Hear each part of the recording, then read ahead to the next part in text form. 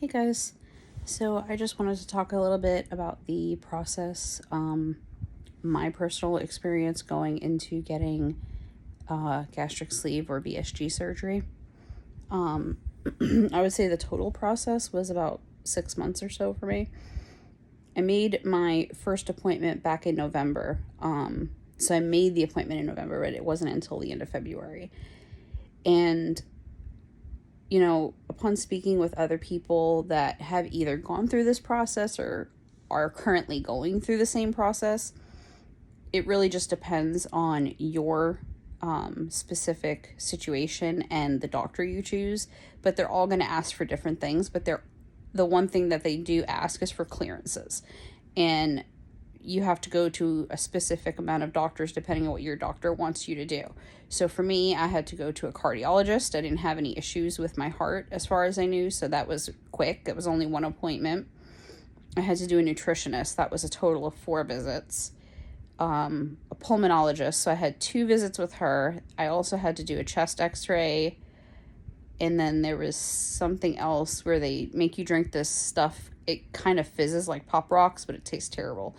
And it provides contrast. So, they're looking at it through an x-ray and they watch to see how, when you swallow, that there's no obstructions.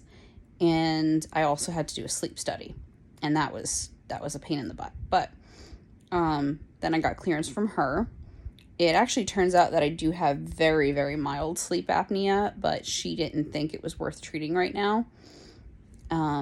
Let's see, cardiologist, pulmonologist. I already mentioned the nutritionist. I had to see my psych doctor for clearance, and that was easy because I have an established psychiatrist and for my anxiety and PTSD. And basically she just, explained the risks and all that. And I'm like, look, I know all of this, but I'm 41 currently, and my mom passed at 51, and I'm not trying to be here another 10 years only. You know what I mean? I need to get my health in check. So that was the psych doctor. And then I also had to see my PCP, and I had to do lab work and things like that. So that was my experience. I know other people have had to see a hematologist, or if their cardiologist appointment didn't go as smoothly, they had other appointments with the cardiologist. So all of these things are just ruling out things that could be potentially dangerous and basically prohibit you from having the surgery. Because if I had severe sleep apnea, that might be an issue. So things like that. So my first appointment was in February. And when I made my first appointment, I was working one job, but then I switched. And in the interview process with the second job where I am now, I let them know that I was in process of doing this and I would need to take time, but that I would just make up my time when needed. So that's what I've been doing, taking like shorter lunches and things like that when I had appointments, and I would just stretch it out. Now, to be honest, the first appointment I believe was February 22nd.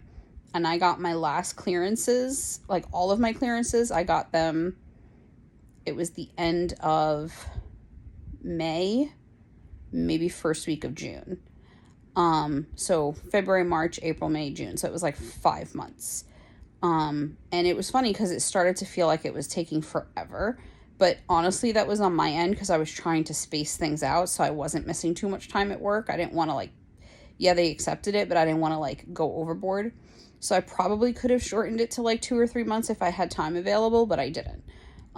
So I didn't want to push it. So then when I got all my clearances, I had one final visit with my bariatric doctor and the 4th visit with my nutritionist. And that was some sort of a class where they talk about, the pre-op and the post-op and all that stuff.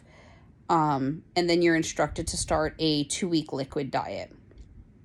And I know in other countries and different parts of our country, every doctor's different and they do things differently, but my doctor basically said it was going to be, it was 4 to 5 pre-made protein shakes or 6 to 8 where you make it with the water and the powder a day.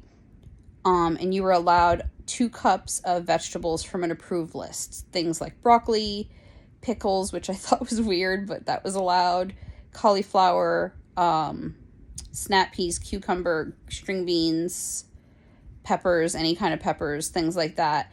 And then you're allowed to have, I think it's 2 tablespoons of a sugar-free dressing with those. And you can have the vegetables steamed or raw. For ease, I just kind of mostly ate them raw. And, you know, it was like eating a salad or whatever. But it was tough. The liquid diet was tough, but at least I had the vegetables, so I was still eating solid food. But then I finally got scheduled for June 29th, which was 4 days ago. And I was ecstatic because I really needed that date. The doctors typically want you to stay home for 2 weeks after surgery, but like I said, I don't have that time available. I've only been at my job for 3 months. So I really can't afford to stay home. I mean, I'm sure if I needed to stay home an extra couple days, they wouldn't freak out about it, but I just don't want to do that. And truth be told, I work a desk job. I'm not lifting anything heavy. I'm going to be sitting down anyway, so there's no reason why I can't do it. So I'm actually going back to work on Wednesday, which is crazy. But that's why it was so imperative that I had the surgery on June 29th, because then I took off that Thursday and Friday.